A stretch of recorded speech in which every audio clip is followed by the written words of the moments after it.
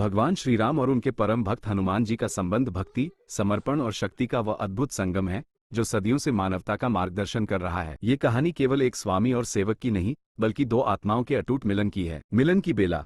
ऋषमुख पर्वत कथा का प्रारंभ तब होता है जब माता सीता के वियोग में व्याकुल श्री राम और लक्ष्मण उन्हें खोजते हुए दक्षिण की ओर बढ़ रहे थे। वे ऋषमुख पर्वत के पास पहुंचे, जहां वानरराज सुग्रीव अपने मंत्रियों के साथ निवास करते थे। अनजान राजकुमारों को धनुष बाण के साथ देख सुग्रीव भयभीत हो गए। उन्हें लगा कि उनके भाई बाली ने उन्हें मारने के लिए योद्धा भेजे हैं। तब सुग्रीव ने अपने सबसे चतुर और विश्वासपात्र मंत्री हनुमान को उन दोनों का भेद जानने के लिए भेजा। हनुमान जी ने एक ब्राह्मण का रूप धारण किया और श्री राम के समक्ष जाकर अत्यंत विनम्रता से उनका परिचय पूछा। हनुमान जी के मुख से निकले संस्कृत के शुद्ध और मधुर वचन सुनकर श्री राम प्रभावित हो गए। उन्होंने लक्ष्मण से कहा, लक्ष्मण, यह कोई साधारण पुरुष नहीं है। जिसने व्याकरण का पूर्ण अभ्यास न किया हो, वह ऐसी शुद्धवाणी नहीं बोल सकता।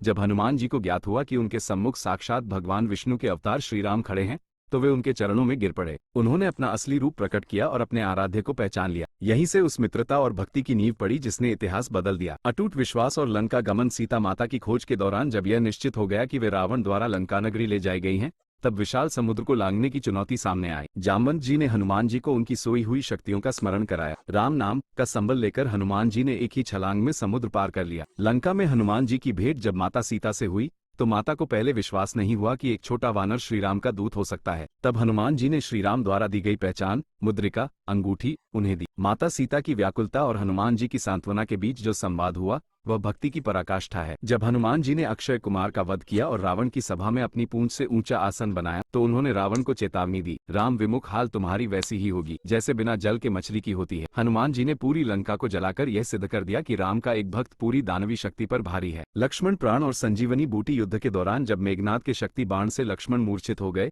तब पूरी वानर सेना और स्वयं श्रीराम विलाप करने लगे। सुषेण वैद्य ने बताया कि सूर्योदय से पूर्व हिमालय से संजीवनी बूटी लानी होगी, तभी लक्ष्मण के प्राण बच सकते हैं। हनुमान जी ने एक बार फिर अपनी निष्ठा सिद्ध की। मार्ग में कालनेमी जैसे राक्षसों की बाधाओं को पार करते हुए वे द्रोणागिरी पर्वत पहुंचे। जब वे जड़ी बूटी की पहचान नहीं कर पाए, तो उन्होंने समय व्यर्थ करने के बजाय पूरे पर्वत को ही अपनी हथेली पर उठा लिया। हवा की गति से उड़ते हुए हनुमान जी जब लक्ष्मण के पास पहुंचे, तो उनकी इस सेवा ने श्रीराम को भावुक कर दिया। श्रीराम ने हनुमान जी को गले लगाकर कहा, तुम मम प्रिय भरत ही सम भाई, तुम मुझे भरत के समान ही प्रिय भाई हो। यह वाक्य एक भक्त के लिए सबसे बड़ा पुरस्कार था कि भीषण युद्ध में हनुमान जी श्रीराम के साथ साय की तरह रहे। वे कभी श्रीराम को अपने कंधों पर बिठाकर युद्ध करते, तो कभी रावण की मायावी शक्तियों को नष्ट करते। रावण के वध के बाद जब विभीषण का राज्याभिषेक हुआ और माता सीता वापस आईं, तब उत्सव का माहौल था। अयोध्या वापसी पर जब पुरस्कार वितरण का समय आया, तो माता सीता ने हनुमान जी को एक बहुमूल्य मोतियों की माला भेंट की। हनुमान जी ने एक एक मोती को दांतों से तोड़कर देखना शुरू किया। सभा में बैठे लोग चकित रह गए। जब उनसे इसका कारण पूछा गया, तो उन्होंने कहा,